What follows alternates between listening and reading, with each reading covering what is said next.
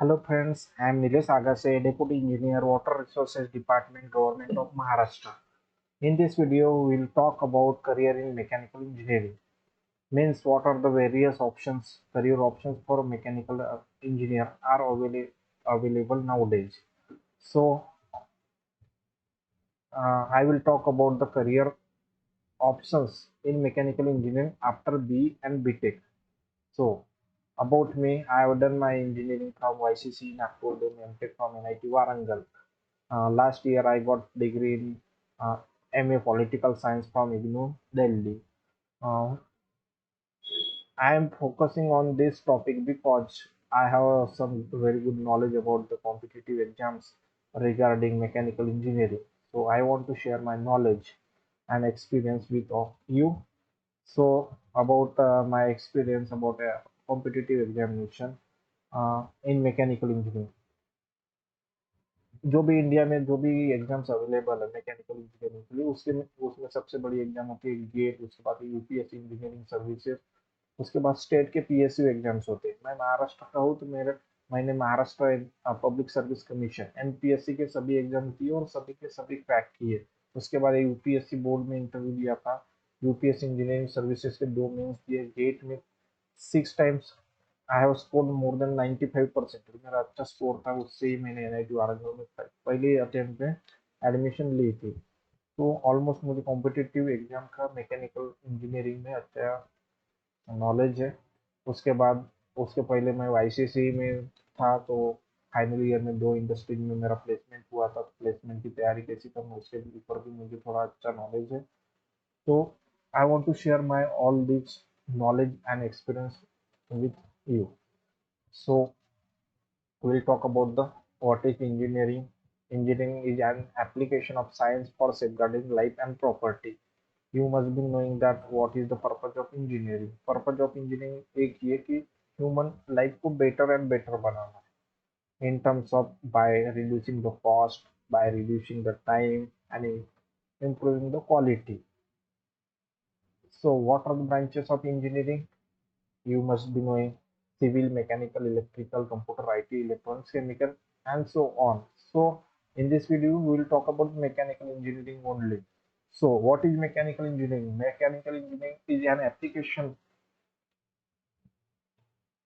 Mechanical engineering in is an engineering branch that combines engineering physics and mathematics principle with material science to design, analyze, manufacture and maintain the mechanical system.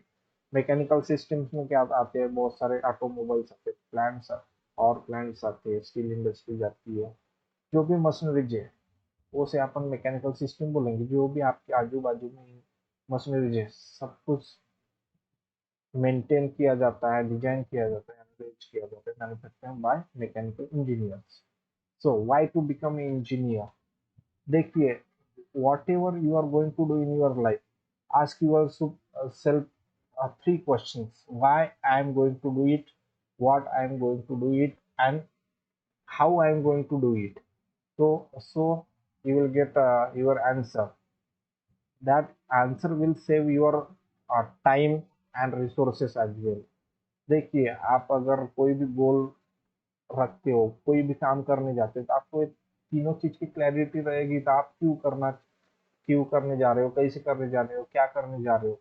तो आपका time भी बचेगा, resources बचेंगे, आप time waste नहीं करोगे, आपको अच्छे रिजल्ट्स मिलेंगे। तो वैसा ही है, आपने what you are going to do, आपको पता है मैकेनिकल इंजीनियरिंग करने गए थे आप लोगों में, आप में से बहुत लोगों की मैकेनिकल इंजीनियरिंग हो भी गई होगी।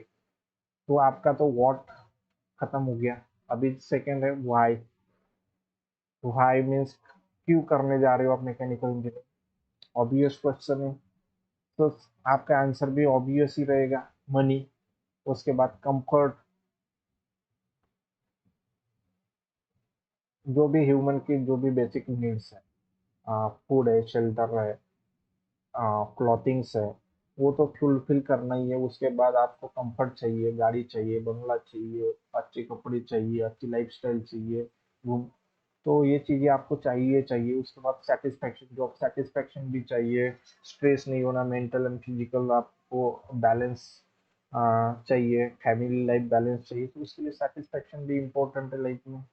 उसके बाद कुछ गोल्स होते हैं कि I have to achieve something in life, like APJ Abdul Kalam sir थे, उनको एक मिसाइल मैन बोला जाता है क्योंकि उनका सपना था मिसाइल बनाना, इंडिया को डिफेंस में इंडिपेंडेंट बनाना, सेल्फ रिलायंट बनाना। तो ऐसा आपका भी गोल हो सकता है, उसके लिए आप मैकेनिकल इंजीनियरिंग चूज कीजिए।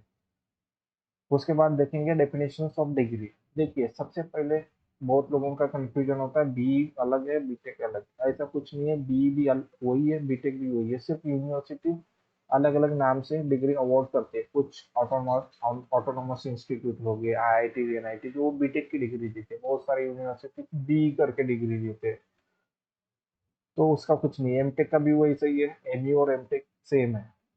हाँ, तो डेफिनेशंस ऑफ डिग्री, आप बीटेक बी करते हो तो आपको लगता है 40 सब्जेक्ट पढ़ लिया, आपको इंजीनियरिंग मैकेनिकल इंजीनियरिंग पूरी आती है। लेकिन आप जैसे जैसे प्रोग्रेस करते हो आपका एजुकेशन में, एमटेक करते हो तो एमटेक में क्या स्पेशलाइजेशन रहता है, उसमें आप पढ़ना स्टार्ट करते हो तो आपको लगने लगता है कि मैंने तो बहुत कम पढ़ा था इंजीनियरिंग में, आई नो समथिंग ओनली।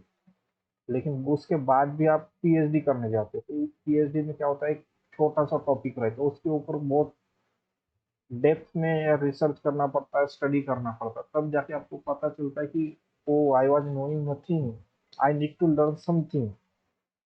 तो ऐसे आपका पढ़ाई चलती रहती है। तो आप पढ़ाई मत छोड़िए, आपने ज़्यादा कुछ पढ़ा नहीं है, आपको बहुत पढ़ना पड़ेगा। ये तो यहाँ उसका कोई रिलेशन नहीं है। Specialization in M E M tech ये बाद में भी देखेंगे कि क्या क्या स्पेशलाइजेशन है एम ई और एम टेक में फॉर मैकेनिकल इंजीनियर्स। तो ये देख लीजिए एक बार, बाद में इसके ऊपर डिस्कस करेंगे। हाँ, आज के वीडियो का यही मेन फोकस है अपना कि career options for mechanical engineers, what are the career option for mechanical engineer. तो मैंने यहाँ पे ब्रॉड कुछ एरियाज डिफाइन की है, कैटेगराइज की है, तो उसके ऊपर अपन वन बाय वन फोकस करेंगे। तो सबसे पहला कोर सेक्टर। कोर सेक्टर में related to mechanical engineering work. तो कोर सेक्टर, उसके बाद होता है सॉफ्टवेयर। सॉफ्टवेयर को आपको पता है इंफॉर्मेशन टेक्नोलॉजी की जॉब्स। उसके बाद आता है सेल्फ एम्प्लॉयमेंट, उसके बाद रिसर्च, उसके बाद मैनेजमेंट। ये सभी के ऊपर वन बाय वन अभी डिस्कस करेंगे, यही आपका करियर रहेगा। यही most of the mechanical engineer इसी फील्ड में काम करते हैं। तो उसके ऊपर और कैसे एंट्री करना है आपको इस फील्ड में, कौन सी फील्ड में क्या करियर अपॉर्चुनिटीज है, कैसा करियर रहेगा, उसके ऊपर अपन थोड़ा थोड़ा डिस्कस करेंगे। एंट्री कैसी लेना है उसके ऊपर डिस्कस करेंगे, क्या सैलरीज होती है वो भी डिस्कस करेंगे। तो सबसे पहले private sector, core sector,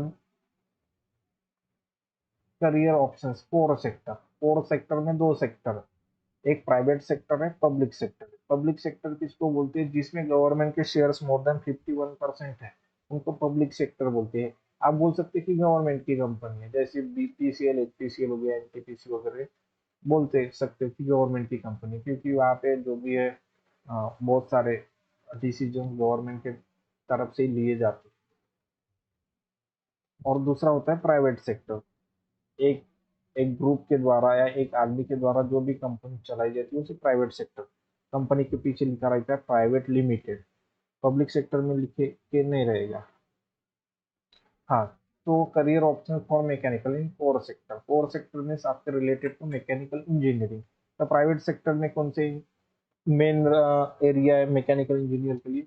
automobile sector है, बड़ी industries like Tata Motors, Mahindra, Hyundai, Ashok Leyland, India की बात कर रहा हूँ मैं, आइसर वगैरह। एरोस्पेस में एरोस्पेस की कंपनी है, एयरबस, बोइंग वगैरह। पावर प्लांट्स है, अदानी, रिलायंस, टाटा, एसआर, बहुत सारे पावर प्लांट्स है। सीमेंट इंडस्ट्रीज है, अंबुजा, एसीसी वगैरह, वहाँ पे मैकेनिकल इंजीनियर काम कर सकते हैं। टर्बो मशीनरीज की कंपनी लाइक अपनी पंप्स की कंपनी होगी, टर्बाइन्स की कंपनी होगी, कंप्रेसर की कंपनी होगी, कुछ वैक्यूम क्लीनर वगैरह की कंपनी होगी, वैक्यूम पंप्स की कंपनी कंपनी भी वैसी कंपनीज है। टेक्सटाइल इंडस्ट्रीज, ऑयल कंपनीज है, ग्रीस बनाने वाले, ऑयल लुब्रिकेंट्स बनाने वाली कंपनीज। उसके बाद कुछ ऑटोमेशन रोबोटिक्स की कंपनी, जैसे सीएनसी की कंपनी है जो ऑटोमेशन में काम करती है। कुछ सर्विस बेस्ड कंपनी है, installation, maintenance, design, analysis and testing. वहाँ पे कोई प्रोडक्ट नहीं दिखेगा, उनकी सर्विसेज ही दिखेंगी। तो ये प्राइवेट सेक्टर में ये मेन कंपनीज है, इनके लाख कंपनीज है इंडिया में, लाख। सिर्फ मुंबई में लाख कंपनी है। तो ऐसे सेम पब्लिक सेक्टर में कंपनी ये लिमिटेड है थोड़े। इसमें भी कैटेगरीज होती है, महारत्न, नवरत्न, मिनी रत्न, ऐसी पीएसयू में कैटेगरीज है। पब्लिक सेक्टर अंडरटेकिंग, इसमें गवर्नमेंट के शेयर्स होने के कारण इसमें most of the decision is taken by government. तो थोड़ा यहाँ पे जॉब सेफ होता है, सिक्योर रहता है, सैलरीज डिफाइंड रहती है। प्राइवेट सेक्टर में जॉब आपको कभी भी निकाल सकते हैं, सैलरीज वगैरह का भी डिफाइंड नहीं रहता। लेकिन बड़े ग्रुप है जैसे रिलायंस हो गया, टाटा हो गया, बड़ी इंडस्ट्रीज, महिंद्रा वगैरह अच्छे काम करते हो तो वहाँ पे कोई प्रॉब्लम नहीं। पब्लिक सेक्टर में तो आप गवर्नमेंट जॉब ही समझ के चलिए।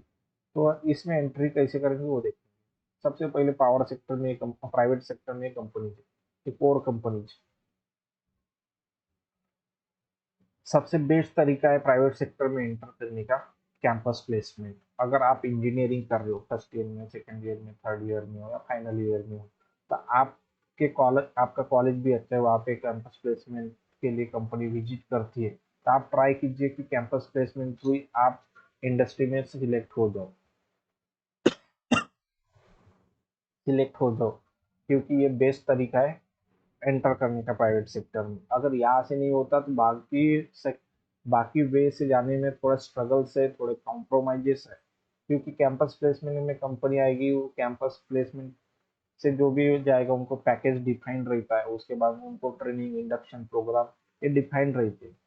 तो ये फायदे अच्छे रहते हैं। उसके बाद आपको कैंपस में प्लेसमेंट के लिए बहुत सारी कंपनी आती है, तो आप सेक्टर भी डिसाइड कर सकते हो कि मुझे पावर में ही काम करना है, किसी का रहता है कि मुझे ऑटोमोबाइल सेक्टर में जाना है, किसी का रहता है कि मुझे स्टील में जाना है। तो आप वो चूज कर सकते हो। आप कॉम्पे ऑफ कैंपस, दूसरा है ऑफ कैंपस। ऑफ कैंपस में क्या होता है, बहुत सारे आप ऑफ कैंपस में कैसे जा सकते हो। एक तो आप कंपनी में जाके रिज्यूमे सबमिट करोगे, तो इंटरव्यू के लिए आपको बुलाएंगी तब। लेकिन वो रिज्यूमे देने के बाद भी बहुत सारी इंडस्ट्री बुलाएंगी नहीं, आपको कंसल्टेंसी थ्रू जाना पड़ेगा, उनको पैसे देना पड़ेगा। वो आपका इंटरव्यू अरेंज करा के देंगे, उसके बाद आप वहाँ पे एंट्री कर सकते हो। उसके बाद क्या हो, कुछ नौकरी डॉट कॉम हो गया, लिंक्डइन हो गया, वहाँ से आप रिज्यूमे अपलोड कर सकते हो, वहाँ से आपको कॉल आ सकता है। तो एक जरिया। लेकिन यहाँ पे क्या होता है, आपको ज़्यादा, आप अगर जॉबलेस हो तो आपको यहाँ पे यानी ऑप्शंस कम मिल जाते कि आप सिलेक्ट नहीं कर पाओगे कि ऑटोमोबाइल ही चाहिए, यही चाहिए। जो टाइम पे मिला वो लेना पड़ता है कभी कभी।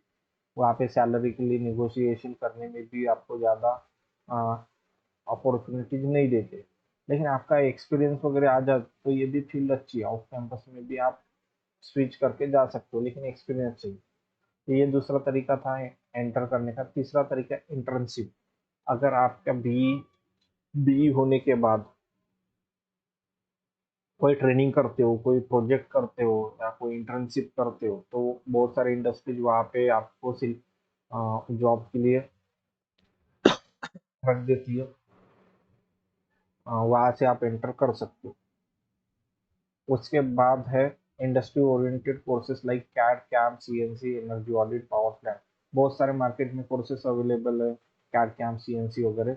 अगर ये कोर्सेज करते हो तो कोर्सेज जो एकेडमीज रहती है, वो आपको कैंपस प्लेसमेंट का एश्योरेंस देती है, और वो आप वहाँ से कैंपस प्लेसमेंट की फैसिलिटीज भी रहती है। वो एक तरीका है कि आप एंटर कर सकते हो प्राइवेट सेक्टर में। ये सभी सेक्टर में, कोई भी सेक्टर में जाइए, आप प्राइवेट सेक्टर में जाइए, पब्लिक में जाइए, तो आपको क्या प्रिपेयर करना चाहिए, ये चीजें आपको कैंपस प्लेसमेंट के लिए आएगी। बहुत सारे कंपटीशन रहते हैं, बहुत सारे स्टूडेंट रहते हैं, सिलेक्ट होंगे 100 में से 4-5 लोग।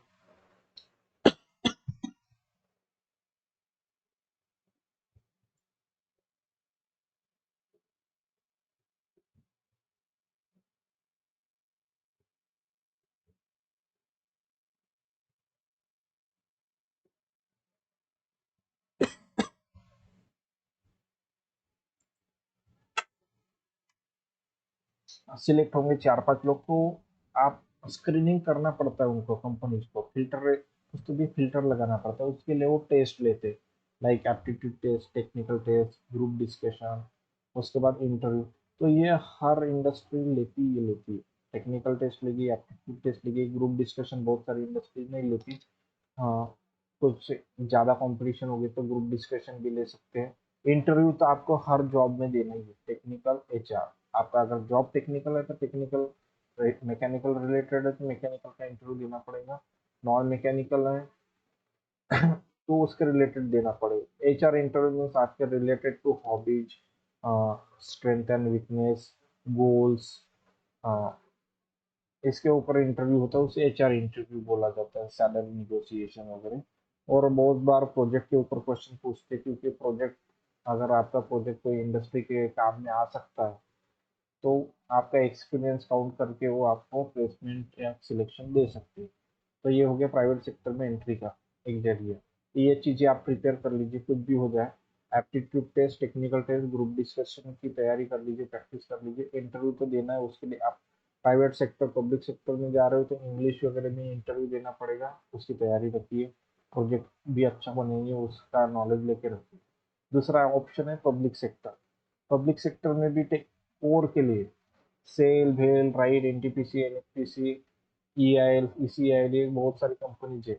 आपने नाम सुने होंगे, मणिरत्न, नवरत्न, महारत्न।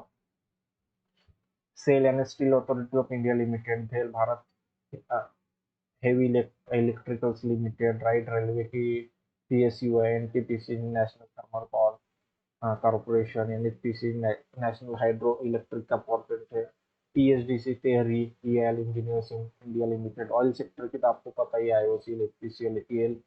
तो ऐसी पब्लिक सेक्टर की कंपनीज है। यहाँ पे पैकेजेस बहुत अच्छे हैं, ऑलमोस्ट 15 से 18 लाख तक पैकेज है, starting package.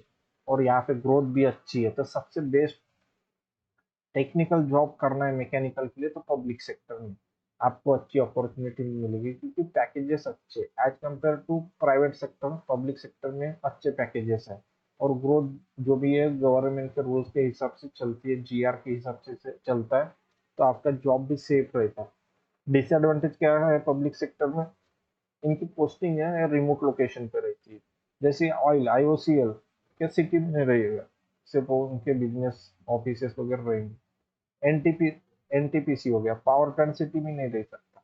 NHPC hydro electric power plant, वो डैम पे ही रहेगा। सेल है, स्टील की कंपनियों को ये तो भी माइंस के पास वगैरह रहेगी, तो ये थोड़ा डिसएडवांटेज होता है कि सिटी से दूर रहता है। लेकिन बहुत सारी कंपनी है, ईसीएल हो गया, ईएल हो गया, ये सिटीज में। भारत इलेक्ट्रॉनिक्स लिमिटेड है, ये सिटी में, मुंबई और नासिक वगैरह में। तो पब्लिक सेक्टर में how to enter in public sector, तो सबसे बेस्ट तरीका है, बेस्ट नहीं बोल सकते, लेकिन सबसे बड़ा एंट्री लेवल है गेट एग्जामिनेशन। 2012 से ऑलमोस्ट 90% पीएसयू ने तो गेट थ्रू ही पीएसयू में एंट्री लेना शुरू कर दिया, क्योंकि वो अपना टाइम बचाना चाहता है, एग्जाम नहीं लेना चाहते। उसके पहले क्या होता था, 2012 के सभी पीएसयू अपना अलग अलग सेपरेट एग्जाम लेती थी। लेकिन 2012 के बाद बहुत सारे exams GATE through, PSU GATE through ही लेती है। तो गेट, आपको पीएसयू में जाना तो गेट के लिए अपियर होना पड़ेगा। आप फाइनल ईयर इंजीनियरिंग में हो या इंजीनियर हो चुके हो, तो आप गेट के लिए अपियर हो सकते हो। तो एक तरीका है। उसके बाद जो पीएसयू गेट थ्रू नहीं होती, तो उनके खुद के एग्जाम्स होते हैं, लाइक ओएनजीसी हो गया, डिप्लोमा लेवल पे लेती है। भारत इलेक्ट्रॉनिक्स है, पीजीसीएल है, सीडैक हो गया, हाल हो गया, ईसीएल। ये कम पीएसयू जो अपनी खुद की एग्जाम लेती है। अगर गेट नहीं हुआ आपसे, तो ये एग्जाम का अगर एडवर्टाइजमेंट आता है, तो आप ये दे सकते हो, यहाँ से आप जा सकते हो। तो ये भी टेक्निकल, उनका पूरा सिलेबस क्या रहेगा, वो एग्जाम का पैटर्न क्या रहेगा, वो एडवर्टाइजमेंट में दिया रहेगा। उसके बाद थर्ड वे है campus placement, colleges like IIT, NIT. पहले बहुत सारे आईआईटी, एनआईटी में पीएसयू जाती थी, अभी तो कम हो गया। लेकिन कुछ कॉलेजेस है, जैसे एनआईटी रायपुर हो गया, आईआईएसएफ धनबाद हो गया, वहाँ पे वो कोल इंडिया लिमिटेड वगैरह अभी भी जाती है, लेकिन चांसेस कम है। तो पी पब्लिक सेक्टर के लिए क्या प्रिपेयर करना है आपको? गेट करना है या पीएसयू एग्जाम्स के। इसमें एलिजिबिलिटी थोड़ी टाइट होती है, गेट में आपको 1000 के बिलो ही रैंक लाना पड़ता है। डिग्री में आपकी परसेंटेज 65% एंड अबव की डिग्री होना चाहिए। एज लिमिट यहाँ पे थोड़ा कम है, 28 ईयर्स, मैक्सिमम 28 ईयर्स तक आप एग्जाम दे सकते हो। ये मैं ओपन कैटेगरी की बात कर रहा हूँ, रिजर्वेशन के लिए थोड़े रिलैक्सेशन मिलते हैं। तो ये है entry point for public sector. दूसरा सेक्टर है गवर्नमेंट सेक्टर। गवर्नमेंट सेक्टर यानी क्या? Everything is done by government. Government means आपको पता ही है। तो गवर्नमेंट सेक्टर में सबसे पहले बात करेंगे नॉन इंजीनियरिंग जॉब्स की। आप बोलोगे क्या मैकेनिकल इंजीनियरिंग की बात चल रही है, अभी नॉन इंजीनियरिंग क्या होगी?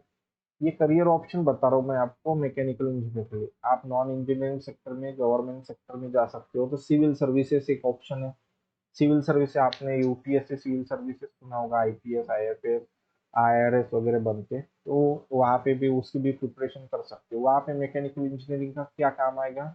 आप मेंस में mechanical engineering as a optional subject ले सकते हो। तो वहाँ पे आपको थोड़ा मैकेनिकल इंजीनियरिंग का फायदा होगा। सेम अभी मैं महाराष्ट्र की बात करता हूँ तो एमपीएससी की एग्जाम होती है, उसे महाराष्ट्र एमपीएससी राज्य सेवा बोलते हैं। तो वहाँ से इसके थोड़ा जस्ट एक रैंक नीचे की पोस्ट मिलती है, डीवाईएसपी, डेप्यूटी कलेक्टर, एसपीआई, तहसीलदार, असिस्टेंट आरटीओ, ऐसे असिस्टेंट कमिश्नर ऑफ जीएसटी, ऐसे पोस्ट मिलते हैं। वो भी अच्छी पोस्ट रहती है, वो भी आप ट्राई कर सकते हो। वहाँ पे मैकेनिकल इंजीनियरिंग का अभी रोल नहीं रहा, सब कुछ जनरल सिलेबस है, हिस्ट्री ज्योग्राफी वगैरह। ये गवर्नमेंट जॉब की। उसके बाद बात करूंगा मैं गवर्नमेंट सेक्टर में इंजीनियरिंग की। तो सेंट्रल गवर्नमेंट की बात करेंगे तो सबसे पहले सेंट्रल गवर्नमेंट की जॉब करना है तो आपको एंट्री लेवल क्या है? यूपीएससी। और दूसरा होता है एसएससी सेंट्रल गवर्नमेंट की। और रेलवे वगैरह में जाना है तो आरआरबी। तो अगर आपको सेंट्रल गवर्नमेंट की अच्छी जॉब पे जाना है, जैसे Indian Indian engineering service, IES बोलते हैं अभी इसको, इंजीनियरिंग सर्विस है। वहाँ से आप रेलवेज में जा सकते हो, ऑर्डिनेंस फैक्ट्री में जा सकते हो, सीडब्ल्यूसी में जा सकते हो, मिलिट्री इंजीनियरिंग सर्विसेज में। एसएससी थ्रू भी ये सभी सर्विसेज में जा सकते हो। ऑर्डिनेंस फैक्ट्री की कुछ एग्जाम खुद की कंडक्ट करते हैं, वहाँ पे जा सकते हो। आरआरबी से आप जूनियर इंजीनियर या सीनियर सेक्शनल इंजीनियर की पोस्ट पे जा सकते हो रेलवेज में। तो वो सेंट्रल गवर्नमेंट की। स्टेट गवर्नमेंट में एक महाराष्ट्र इंजीनियरिंग सर्विसेज होता है, जैसे इंजीनियर इंडियन इंजीनियरिंग सर्विसेज है, वैसे महाराष्ट्र इंजीनियरिंग सर्विसेज। वहाँ से आप वाटर रिसोर्सेज डिपार्टमेंट इरिगेशन में जा सकते हो, पीडब्ल्यूडी में जा सकते हो, महाराष्ट्र जीवन प्राधिकरण में जा सकते हो। आप गवर्नमेंट पॉलिटेक्निक के लेक्चरर बन सकते हो, इंजीनियरिंग कॉलेज के प्रोफेसर बन सकते हो, एमपीएससी मैकेनिकल के लिए एग्जाम देके, टेक्निकल एग्जाम देके आईटीआई कॉलेज के प्रिंसिपल बन सकते हो, आरटीओ डिपार्टमेंट में इंस्पेक्टर बन सकते हो। तो ये गवर्नमेंट सेक्टर में उसके जॉब्स है। तो स्टेट गवर्नमेंट की मैं बात करूंगा, जिस ये सभी एग्जाम्स मैंने क्लियर किए। RTO assistant motor vehicle inspector एक बनती है, क्लास 3 की पोस्ट है, इक्विवेलेंट टू क्लास 2 समझ लीजिए। वाटर रिसोर्सेज डिपार्टमेंट में भी जा सकते हैं, एमपीएससी टेक्निकल एग्जाम देके, इंजीनियरिंग की देके। उसमें दो पोस्ट होती है, assistant engineer class 2, deputy engineer class 1, दोनों के लिए एग्जाम निकलती है। महाराष्ट्र जीवन प्राधिकरण सेम एग्जाम से होता है। आईटीओ कॉलेज में प्रिंसिपल बन सकते हो एमपीएससी देके। गवर्नमेंट पॉलिटेक्निक में लेक्चरर बन सकते हो एमपीएससी मैकेनिकल देके। इंजीनियरिंग कॉलेज में प्रोफेसर बन सकते हो। बहुत अच्छी जॉब है, क्लास 1 जॉब मिलती है। उसके बाद अगर गवर्नमेंट जॉब में जाना है आपको, नॉन एमपीएससी, एमपीएससी के अलावा दूसरी जॉब कौन सी? डीएमसी हो गया, मुंबई की एमएनसी, वहाँ पे सब इंजीनियर, जूनियर इंजीनियर की पोस्ट मिलती है। महाजन को जो एमएससी महाराष्ट्र में, स्टेट इलेक्ट्रिसिटी बोर्ड, वहाँ पे junior engineer, assistant engineer, deputy engineer की वैकेंसी निकलती है। महानगर पालिका नगर परिषद में भी जूनियर इंजीनियर की पोस्ट निकलती है। एमआईडीसी में असिस्टेंट इंजीनियर की पोस्ट निकलती है। ऐसी बहुत सारे वैकेंसीज है गवर्नमेंट सेक्टर में, कंप्लीटली गवर्नमेंट। यहाँ पे सैलरी थोड़ी कम रहेगी एज कम्पेयर टू पीएसयू, लेकिन यहाँ पे फुल्ली गवर्नमेंट होने के कारण जॉब ज़्यादा सिक्योर्ड है। अ, यहाँ पे पीएसयू के जरा रिमोट लोकेशन पे पोस्टिंग नहीं मिलेगी, यहाँ पे आपको सिटी में पोस्टिंग मिलेगी, डिस्ट्रिक्ट लेवल पे पोस्टिंग मिलेगी। एक काम थोड़ा एडमिनिस्ट्रेटिव प्लस टेक्निकल दोनों भी रहेगा, क्योंकि कम्प्लीटली गवर्नमेंट जॉब होने के कारण एडमिनिस्ट्रेटिव भी काम करना है आपको, टेक्निकल भी काम करना है, तो ये बेटर है। अच्छा, वर्क कल्चर रहता है यहाँ पे। उसके बाद नेक्स्ट फील्ड है सॉफ्टवेयर इंजीनियर। सॉफ्टवेयर सॉफ्टवेयर में मैकेनिकल के लिए क्या बोलोगे? ये तो नॉन कोर हो गया, लेकिन सॉफ्टवेयर में भी कुछ मैकेनिकल के सॉफ्टवेयर होते हैं, वहाँ पे भी आप करियर बना सकते हो, और कुछ नॉन मैकेनिकल के। सबसे पहले तो मैं मैकेनिकल के सॉफ्टवेयर के ऊपर बात करूंगा।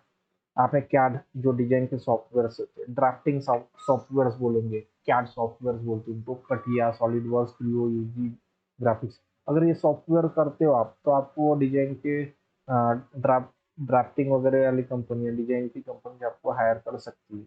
उसके बाद उसकी एडवांस लेवल जाते हो तो फाइनाइट एलिमेंट एनालिसिस, एनसिस सॉफ्टवेयर। इसमें stress analysis, strain analysis, structural analysis, temperature analysis, velocity analysis, ये चीज़ यहाँ पे करने को, तो ये डिजाइन का एक पार्ट ही है। तो आप डिजाइन के कोर्सेज करके आप डिजाइन इंजीनियर बन सकते हो सॉफ्टवेयर यूज करके। कैड सीएफडी सॉफ्टवेयर होता है, कंप्यूटेशनल फ्लूइड डायनामिक्स। एनसिस सीएफएक्स में किया जाता है कुछ, गैम्बिट वगैरह के सॉफ्टवेयर से, जो सीएफडी में केमिकल इंजीनियरिंग, मैकेनिकल इंजीनियरिंग में बहुत काम करते हैं फाइनाइट वॉल्यूम मेथड में। तो ये सॉफ्टवेयर पढ़ोगे तो डिजाइन में बहुत काम आएगा, कुछ एचवीएसी के हीटिंग वेंटिलेशन एयर कंडीशनिंग के सॉफ्टवेयर से। तो यहाँ पे मैकेनिकल इंजीनियरिंग की सॉफ्टवेयर पढ़ना है, क्योंकि ये टूल्स है। मैकेनिकल की जो भी इनपुट डेटा लेके करना पड़ता है, सिर्फ मैकेनिकल इंजीनियर कर सकता है। तो इसलिए मैकेनिकल के सॉफ्टवेयर बोलेंगे। तो आप सॉफ्टवेयर में काम करना चाहते हो और मैकेनिकल को भी नहीं छोड़ना चाहते, तो ये फील्ड अच्छी है आपके लिए। यहाँ पे डिजाइन इंजीनियर जैसा आपको स्टेटस भी मिलेगा, सैलरी पैकेजेस भी यहाँ पे अच्छे मिलेंगे। और दूसरा सॉफ्टवेयर है वो नॉन मैकेनिकल। यहाँ पे मैकेनिकल इंजीनियरिंग का ज़्यादा कुछ रोल नहीं रहेगा। C plus plus, MATLAB, Python, Java, dot net, ऐसे आपके लैंग्वेजेस पढ़ना पड़ेगा। कंप्यूटर के data science analysis, CDAC, MS Excel, एक सैप करके है। सैप मैकेनिकल का भी होता है, प्रोडक्शन प्लानिंग मेंटेनेंस के मॉड्यूल रहते हैं सैप में। मैकेनिकल के लिए भी है, नॉन मैकेनिकल के लिए भी। तो ये नॉन मैकेनिकल की, इसमें प्लस पॉइंट क्या है, इसमें पैकेजेस आज के डेट में बहुत ज्यादा पैकेज है आईटी इंडस्ट्रीज में as compare to core industry, और ग्रोथ भी बहुत फास्ट होती है। तो ये by money purpose this is very good option software में। तो आप इसको भी थोड़ा सा पढ़ के, कुछ कोर्सेज करके आप इसमें भी जा सकते हो। अगर आपको पैसा ही कमाना है और बड़े मेट्रो सिटीज में रहना ही है, तो आप ये ऑप्शन डेफिनेटली ट्राई कर सकते हो। थोड़ा मैकेनिकल इंजीनियरिंग को भूलना पड़ेगा या आपको नया सीखना पड़ेगा, लेकिन अच्छा ऑप्शन रहेगा। उसके बाद रिसर्च। रिसर्च बोले तो क्या, रिसर्च बोले तो क्या, एक साइंटिस्ट, साइंटिस्ट बनना है आपको, तो साइंटिस्ट कैसे बनेंगे? तो सबसे पहले तो एमटेक पीएचडी वाला ऑप्शन है, दूसरा साइंटिस्ट वाला। एमटेक पीएचडी, अगर आपको सच में रिसर्च करना है, कुछ तो भी करना है, कुछ नए चीजें ढूंढ के लाना है, कुछ नए प्रोसेसेस डिजाइन करना है, कुछ नया मटेरियल ढूंढ के फाइंड आउट करना है, तो रिसर्च फील्ड में जाना है, तो सबसे पहले आपको पोस्ट ग्रेजुएशन करना पड़ेगा, एमटेक वगैरह बड़े कॉलेज से कर कीजिए, IIT, IIC, JIT, foreign universities में आप गेट थ्रू एमटेक कर सकते हो। फॉरेन यूनिवर्सिटीज में जाना चाहते हो तो जीआरई टोफिल देना पड़ेगा। ये ऑस्ट्रेलिया, यूएस, न्यूजीलैंड वगैरह में जा सकते हो। अगर आपको यूरोपियन कंट्रीज में जाना है तो आपको आईएलटीएस वगैरह जैसी एग्जाम देनी पड़ेगी। यहाँ पे एमटेक करने के बाद तो आप रिसर्च साइंटिस्ट नहीं बनोगे, आप एमटेक के बाद किसी कॉलेज में असिस्टेंट प्रोफेसर वगैरह बन सकते हो। उसके बाद along with teaching job you can do PhD. तो पीएचडी होने के बाद आपको डॉक्टर डिग्री मिलेगी, आपको कुछ ना कुछ प्रोजेक्ट पे काम करने को मिलेगा, तो आप बोल सकते हो कि आप साइंटिस्ट लेवल पे जा रहे हो। उसमें आपको बहुत सारे इंटरनेशनल, नेशनल लेवल के जर्नल्स में आपके रिसर्च को पब्लिश करने को मिलेगा, पेपर्स पब्लिश करना पड़ता है उसमें। अगर एमटेक होने के बाद अगर आपको रिसर्च ही करना है तो पीएचडी कर सकते हो। पीएचडी आपका एमटेक के जो भी है पॉइंटर उसके ऊपर, और उसके बाद इंटरव्यू होगा आईआईटी, जेएनआईटी, फॉरेन यूनिवर्सिटीज में, आप पीएचडी कर सकते हो। एमटेक और पीएचडी का फायदा क्या है? एमटेक करते समय 12,600 रुपये आज के डेट में, अगर आप गेट क्वालिफाई करते हो तो स्टाइपन मिलता है। तो इसमें अर्निंग भी होती है, लर्निंग भी होती है, आपको almost free of cost education मिल जाता है। पीएचडी करते हो तो आपको ऑलमोस्ट 30 से 40 हजार का स्टाइपेंड मिल जाता है। एग्जैक्ट हर कॉलेज का अलग अलग रहता है, और फॉरेन यूनिवर्सिटी में तो बहुत ज़्यादा स्टाइपेंड है। इसमें अर्निंग भी होती है, लर्निंग भी होती है, और आपको अगर साइंटिस्ट ही बनना है तो यहाँ से आप एंट्री ले सकते हो, एंट्री लेवल।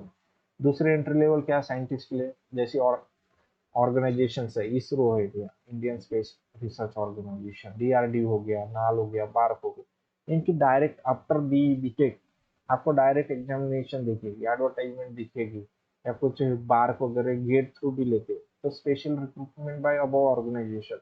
आप इनकी एग्जाम दीजिए, एग्जाम होने के बाद इंटरव्यू के लिए कॉल आएगा, इंटरव्यू के कॉल आने के बाद अगर आप सिलेक्ट होते हैं तो आपको साइंटिफिक साइंटिस्ट ग्रेड बी वगैरह की पोस्ट मिल जाती है। उसमें आपको तो सबसे ज़्यादा सैलरी मिलती है इंडिया में साइंटिस्ट को। पूरी फैसिलिटीज, रिसर्च फैसिलिटीज, जो भी है सब फैसिलिटी मिलती है, अच्छी लाइफ है, सब कुछ है। तो ये भी एज ए करियर ऑप्शन आप साइंटिस्ट करके सिलेक्ट कर सकते हो।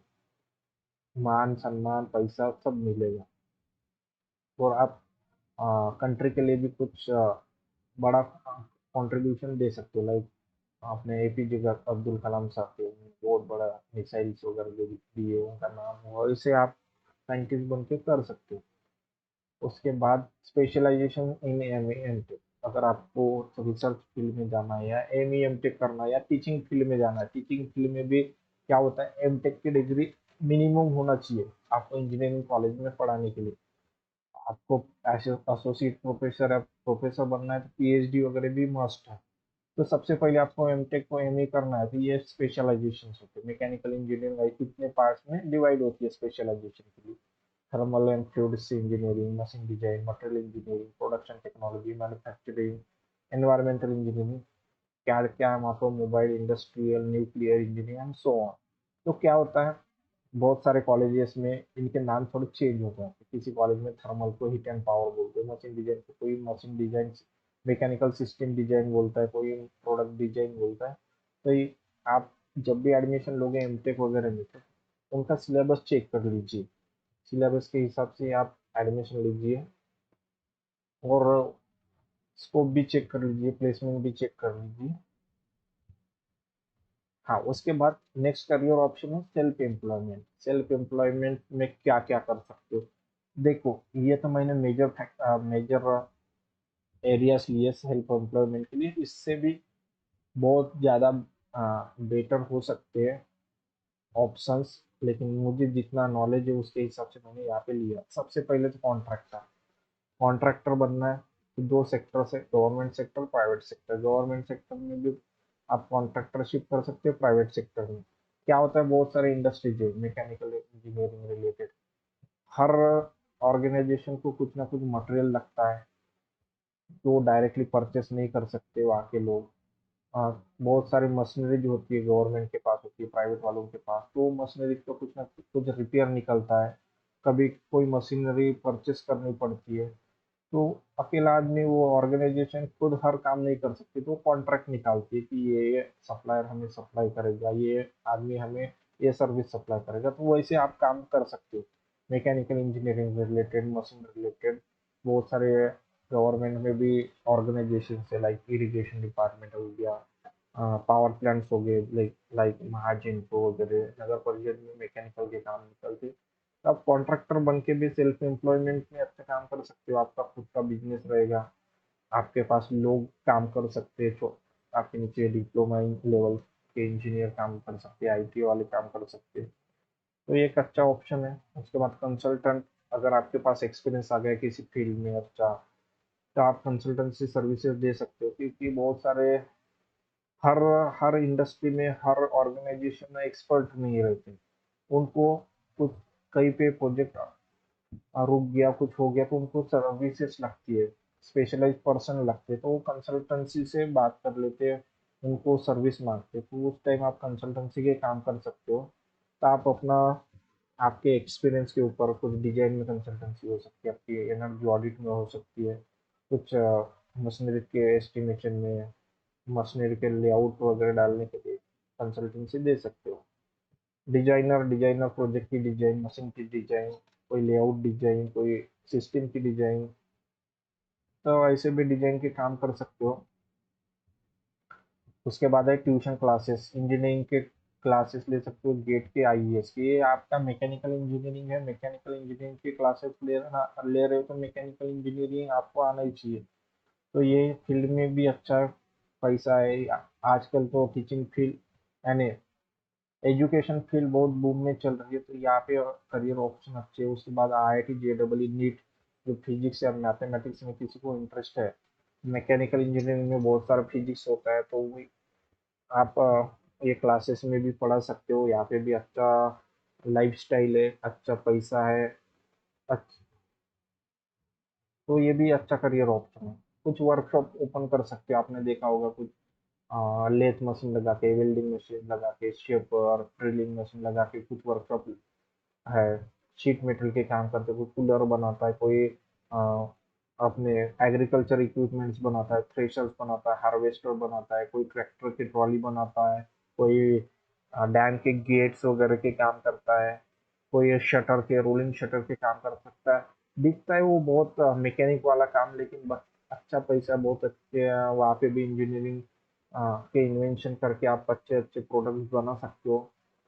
सोसाइटी के भी काम में आएगा, आप भी एक एंटरप्राइजर, एक इंडस्ट्री के मालिक बन सकते हो। तो ये भी अच्छा ऑप्शन है। आपको थोड़ा इन्वेस्टमेंट करना पड़ सकता है, थोड़ा सा प्रोसेसेस समझना पड़ेगा। टेस्टिंग लैब्स, आपने देखा होगा कि वेल्डिंग टेस्टिंग रहती है, कास्टिंग की टेस्टिंग होती है, नॉन डिस्ट्रक्टिव टेस्टिंग, तो उसमें ultrasonic testing, radiographic testing like x ray, gamma rays, तो ये टेस्टिंग के लिए बहुत सारे थर्ड पार्टी इंस्पेक्शन करना पड़ता है। कि कोई भी कंपनी बोलती है कि आप वेल्डिंग कर रहा है तो बाहर से हम टेस्टिंग करवाएंगे, तो वो टेस्टिंग लैब्स वालों को बुलाते हैं।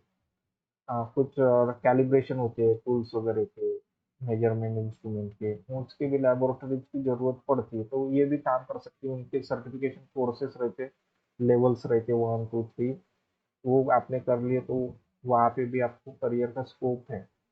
कुछ क्वालिटी कंट्रोल के भी सर्टिफिकेट्स है, वो भी कर लिए तो आपको वहाँ पे भी स्कोप है। तो ये हो गया सेल्फ एम्प्लॉयमेंट के। तो इसके उसकी इसके बावजूद भी बहुत सारे ऑप्शन है, लेकिन मुझे इतना पता है। और कुछ चीजें, कुछ कोर्सेस है, एचवीएसी, रेफ्रिजरेशन वगैरह के, आज की डेट में आइस प्लांट रेफ्रिजरेशन वगैरह का बिजनेस ज्यादा चल रहा है, तो वहाँ पे भी आप ट्राई कर सकते हो, वो भी बिजनेस सर्विस वगैरह देना। नेक्स्ट फील्ड है मैनेजमेंट। अगर आपने मैकेनिकल इंजीनियरिंग की है, उसके बाद भी आपको मैकेनिकल प्लस मैनेजमेंट में जाना है, मैनेजरियल पोस्ट में काम करना है, एडमिनिस्ट्रेटिव पोस्ट पे जाना है, तो आप एमबीए या पीजीडीबीएम कोर्सेज कर सकते हैं। MBA from colleges like IIMs, MBA in other universities. इसके लिए आपको कैड मैड जैप स्नैप जीआरई देना पड़ सकता है। PGDBM means post graduate diploma in business management, colleges like NITIE, national institute of industrial engineering, तो वहाँ पे जाने के लिए आपको क्या देना पड़ सकता है, गेट। गेट आप मैकेनिकल इंजीनियरिंग से भी जा सकते हो। मैनेजमेंट फील्ड में बड़े कॉलेज से आप एमबीए करते हो, आईआईएम से, सिम्बॉयसिस से, नीटी से, पैकेजेस अच्छे मिल जाते हैं, नेम एंड फेम मिलता है, कंपनी में अच्छी रिस्पॉन्सिबल पोस्ट मिलती है, प्रमोशन फास्ट होते हैं। तो ये कॉलेज देख के जाइए आप, अच्छी फील्ड है, मैनेजमेंट में भी जा सकती है, ये भी करियर अपॉर्चुनिटी है। Points to be noted, career select करते समय आपको कुछ पॉइंट्स नोट करना है। आप प्रीफर करिए, prefer working in core sectors because you have spent almost 4 years of engineering. Some students do MTech, so they spend 2 more years, so you have spent 4 to 6 years in mechanical engineering, so why to work in other area? Prefer working in core sector, you will get satisfaction, you will get clarity on your work. Read employment news regularly, कुछ भी हो जाए, आप एक employment news पढ़ते रहिए, आपको different different career options मिलते जाएंगे, क्या क्या अवेलेबल है, आपकी एलिजिबिलिटी किस जॉब के लिए है, और मार्केट में किसको कितनी सैलरी मिल रही है। वहाँ से आप अपना करियर भी स्विच कर सकते हो अगर आप सेटिस्फाइड नहीं चल रहे करियर करंट जॉब में। तो B member of association institute in mechanical area, आपको हमेशा पढ़ते रहना पड़ेगा, क्योंकि टेक्नोलॉजी इतनी फास्ट ग्रो हो रही है कि आप खुद को अपग्रेड नहीं कर रहे हो, करोगे तो आप you are degrading your self. So be member of association institute, newspaper पढ़िए, जर्नल्स पढ़िए मैकेनिकल रिलेटेड, और अपनी लर्निंग जारी रखिए, तो ही आप अच्छा करियर आप डेवलप कर पाओगे। अगर आप इंटरेस्टेड हो यूपीएससी एमपीएससी में, तो वेबसाइट चेक करते रहिए आप। एडवर्टाइजमेंट में कौन सी पोस्ट निकली है, क्या निकली है, एज लिमिट क्या है, एलिजिबिलिटी क्या है, ये चेक करते रहिए। सिलेबस चेक करते रहिए। आपका अगर हो सकता है आपको, आप फिट बैठते हो और आप कर सकते हो, तो डेफिनेटली आपको अच्छा करियर मिल सकता है। Marks does not mean knowledge always. देखिए, मार्क्स मीन्स आपका डेटा होता है इसमें, ये डेटा के ऊपर आप डिसीजन नहीं ले सकते। डेटा यानी क्या? रॉ डेटा है, अनऑर्गेनाइज डेटा, इंफॉर्मेशन। उस डेटा को आपने ऑर्गेनाइज किया, प्रोसेस किया, तो वो बन जाती है इंफॉर्मेशन, यानी एक पद्धति से स्ट्रक्चर में रहते। और वो इंफॉर्मेशन के ऊपर आपने आपकी खुद के ओपिनियंस लगाए, कि दूसरे लोगों के ओपिनियंस लगाए, नॉलेज आपने एक्सपीरियंसेस उसके साथ अटैच कर लिए, तो वो बन जाता है knowledge.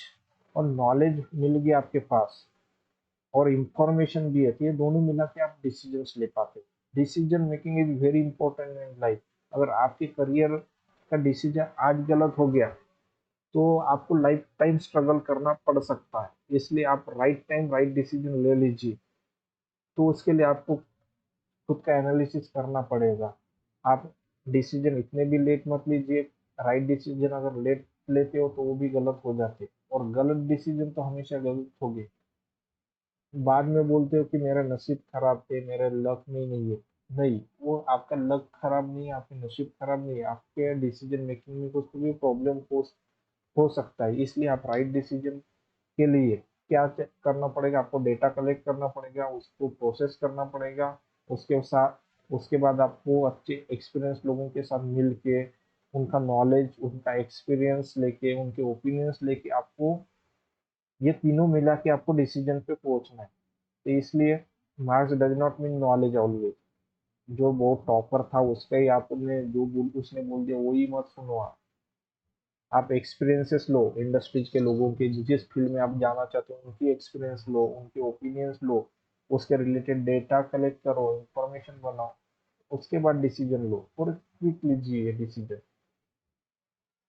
Which field should I join? देखिए, मैं आपको कोई फील्ड, मैंने आपको ना किसी फील्ड में जाने के लिए बोला, ना आपको मैंने सॉफ्टवेयर में जाने के लिए बोला, ना मैनेजमेंट में, ना यूपीएससी एमपीएससी के लिए। ये इसका आंसर आपको ही देना है। Just ask one question to your mind, what you want to be after 10 years from now. Consider your capabilities and limitations. Don't underestimate or overestimate yourself. Your answer will be your career. देखिए, आज के बाद, अब 10 साल के बाद क्या आप चाहते हो, कहाँ पे रहना चाहते हो? आपको पैसा ज्यादा चाहिए, या आपको सेटिस्फेक्शन चाहिए, आपको फैमिली चाहिए, या क्या चाहिए? आप वो डिफाइन कर लीजिए, डिसाइड कर लीजिए।